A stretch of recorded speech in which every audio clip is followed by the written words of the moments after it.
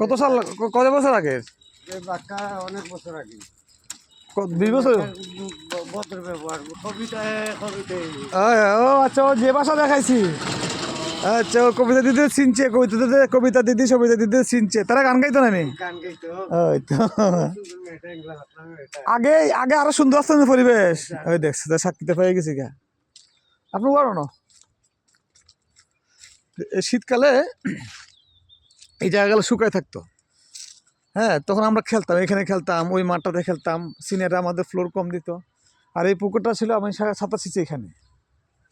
এদিকে তখন ঘাট ছিল না, ঘাটও এদিকে ছিল। এদিকে একটা বড়ি গাছ, যে তাল গাছ দেখা যাচ্ছে না, এটা বড়ি গাছ ছিল। এই বড়ি গাছে বড়ি খাইতাম। আর এটা ছিল এক্সিকিউটিভ ইঞ্জিনিয়ারের বাসা। এটা মানে পুল, এই ছাতক বাজারের পরে রেল ডিপার্টমেন্টের সে ছিল ইনচার্জ, ওনার বাসা এটা। কিন্তু এই পুকুরটা বেসিক্যালি আমরা, এত স্বচ্ছ পানি ছিল। এদিকে আরো বড় পাড় ছিল, এই পাড়টা তখন থেকে ছিল। এদিকে যাওয়ার আরো সুন্দর রাস্তা ছিল। তার মানে এখন এক্সিকিউটিভ ইঞ্জিনিয়ার থাকে না এখানে। দীপক, জানেন নাম শুনে? দীপক, যে রেলের ডাক্তার থাকে, ডাক্তার সাহেবের ছেলে দীপক। আর 2 ভাই ছিল, দীপক দিলীপ। ওই যে ওই সাইডটাতে থাকতো দীপক দিলীপেরা, বুঝছো? এটা তো পুরো এখন পরিত্যক্ত হয়ে গেছে গা।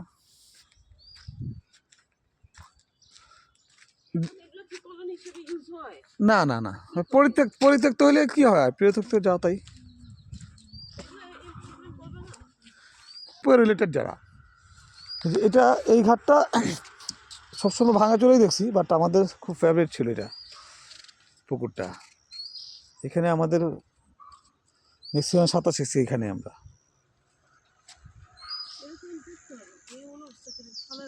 না, সরকারের যে নিজস্ব জায়গা এটা তো, আর এটা সরকার গাছ কাটো, এটা বিষয় না। এই দেখো, এটা অবশ্য এটাও পরিত্যক্ত মানে এখন আর ওই ওনারা থাকে না, হয়তো রেলের লোকজন থাকে বা বাইরের লোকজন থাকে। তবে এটা আমাদের ইস্যু না। এখানে সামনে ফুল বাগান টুল বাগান অনেক বড় মনে হতো আমাদের তখন।